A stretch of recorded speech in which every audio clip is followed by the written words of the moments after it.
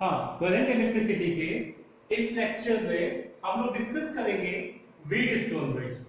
तो Wheatstone bridge के बारे में हम लोगों ने रेजिस्टेंस में काफी क्वेश्चंस किए हैं, किरचॉफ लॉ में क्वेश्चंस किए हैं। अब देखिए ये होता क्या है, ये एक ब्रिज की तरह देखिए फॉर्म है। यहाँ पे हमारे पास चार रेजिस्टर्स होते हैं जिसे हमने P, Q, R और S से डिनोट किया है। इन रेजिस्टर्स को हम इस तरह सेट कर देते हैं। बीच में ये जो आर्म है यहाँ पे हमने गैल्वेनोमीटर लगा दिया और इसमें जो करंट फ्लो कर रहा है उसको हमने IG से डिनोट कर दिया, गैल्वेनोमीटर करंट। तो अब देखिए जब बैटरी से इसको कनेक्ट करेंगे तो पॉजिटिव से I करंट फ्लो करेगा। यहाँ पे दो ब्रांचेस इसको मिल रही है, तो हमने सपोज किया कि इस ब्रांच में AB में I1 करंट जा रहा है, तो टोटल करंट I आ रहा था, उसमें से I1 चला गया, तो इस ब्रांच में करंट I माइनस I1 बच गया। ठीक है, उसके बाद देखिए ये I1 करंट जा रहा है, हमने ये यहाँ पे भी जंक्शन मिला, इसका मतलब हमने लेट कर लिया कि यहाँ पे करंट IG जा रहा है, तो यहाँ पे करंट कितना जाएगा, I1 करंट आ रहा था, IG इसमें से चला गया, तो I1 माइनस IG इस ब्रांच में बच गया। सिमिलरली अगर D पे हम आते हैं तो I माइनस I1 आ रहा है हमारे पास और IG भी अप्रोच कर रहा है, इसका मतलब इन दोनों का सम इस ब्रांच में जाएगा और ये हो जाएगा I minus I1 plus IG। तो ये तो हमारे हो गए कि करंट क्या रहेगा, कितना रहेगा किस ब्रांच में। अब देखिए यहां पे जब हम इसको सॉल्व करते हैं तो हमारे पास ये जो दो रेजिस्टर्स हैं P and Q, arms P and Q are called ratio arm. इसको हम कहते हैं रेशियो आर्म। और ये हमारा जो S रहता है ये अननोन रहता है। S हमारे पास क्या रहेगा, यहाँ पे S अननोन रहता है वैल्यू, और R ये एडजस्टेबल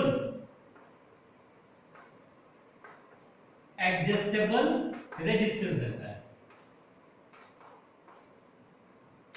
एडजस्टेबल रेजिस्टेंस का मतलब ये हो गया कि अगर हमें बैलेंस कंडीशन में, देखिए इसका प्रिंसिपल ये होता है कि जब एक ब्रिज बैलेंस होता है तो आर्म B और D के बीच में कोई भी करंट फ्लो नहीं करता है। इसका मतलब बैलेंस कंडीशन में IG हमारा 0 हो जाता है और उस कंडीशन में हमारे पास P upon Q ratio arms का ratio that is equal to R upon S, ये बैलेंस कंडीशन में होता है, ये ध्यान दीजिएगा। ठीक है, तो R को हम इस तरह से एडजस्ट करेंगे यहाँ पे कि हमारा ये जो करंट है गैल्वेनोमीटर आर्म में, ये हमारी करंट 0 हो जाए और उस समय हम कहेंगे कि ये ब्रिज हमारा बैलेंस है। तो बैलेंस व्हीटस्टोन ब्रिज का मतलब ये हो गया कि P अपॉन Q जो हमने लिया जिस ऑर्डर में, x y भी आप ले सकते हैं, P upon Q that is equal to R upon S, ये हमारी बैलेंस कंडीशन है अगर दी होगी तो। अदरवाइज आप इसको किरचॉफ लॉ से सॉल्व करेंगे। तो देखिए कैसे हम इसको स्टार्ट करते हैं। यहां पे हम बैलेंस कंडीशन के लिए निकालेंगे और क्वेश्चंस आपको बैलेंस्ड और अनबैलेंस्ड व्हीटस्टोन ब्रिज दोनों के लिए सॉल्व कराएंगे। तो हम एक लूप सेलेक्ट कर लेते हैं। चलिए हम लूप सेलेक्ट करते हैं A B D A। Loop हमारा हो गया A B D A। ठीक है, इसमें हम इस तरह से मूव करते हैं। तो देखिए ध्यान दीजिए, ये करंट की डायरेक्शन जाने है, तो करंट की डायरेक्शन में जब रेजिस्टेंस लेते हैं तो पोटेंशियल हमारा प्लस हो जाता है, तो ये हो जाएगा I1 into P, I1 P। अब आगे आते हैं, इस पर देखिए ध्यान दीजिए, IG हमारा उसी डायरेक्शन में, करंट की डायरेक्शन में, गैल्वेनोमीटर के रेजिस्टेंस को हमने G सपोज कर लिया है, तो ये हो जाएगा IG into capital G plus IG into capital G।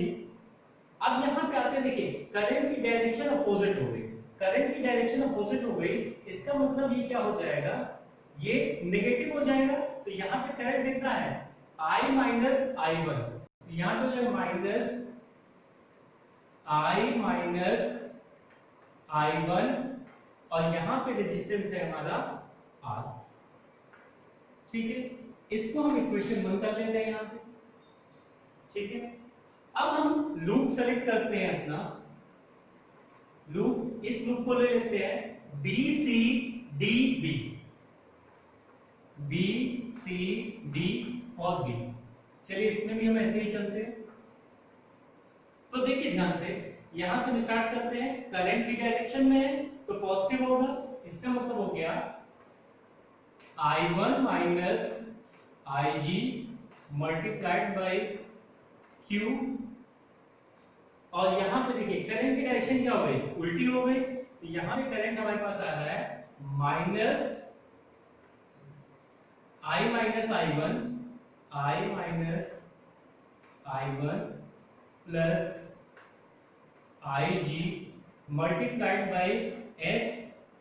ठीक है, इधर मूव करते हैं तो ये भी हमारी करंट की डायरेक्शन क्या हो रही है, अपोजिट आ रही है, तो minus IG into G, minus IG into G that is equal to 0। ये हमारा इक्वेशन 2 हो गया। तो इस तरह से हम इसको सॉल्व करेंगे।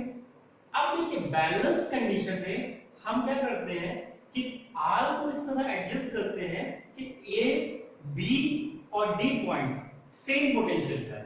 सेम पोटेंशियल पे जब ये आ जाएगा तो इसके बीच में कोई भी करंट फ्लो नहीं करेगा। जब कोई करंट फ्लो नहीं करेगा इसका मतलब IG को हमने 0 ले लिया। तो IG को जब 0 लिया तो पहला इक्वेशन हमारा क्या आ गया, if IG is equal to 0, तो इक्वेशन 1 देखिए हमारा क्या हो जाएगा, यहाँ IG को 0 कर लेते हैं, ये टर्म तो 0 हो गया हमारे पास, तो ये आ गया I1P और ये उधर जाएगा तो प्लस हो जाएगा, that is I minus I1 into R। ये हो गया।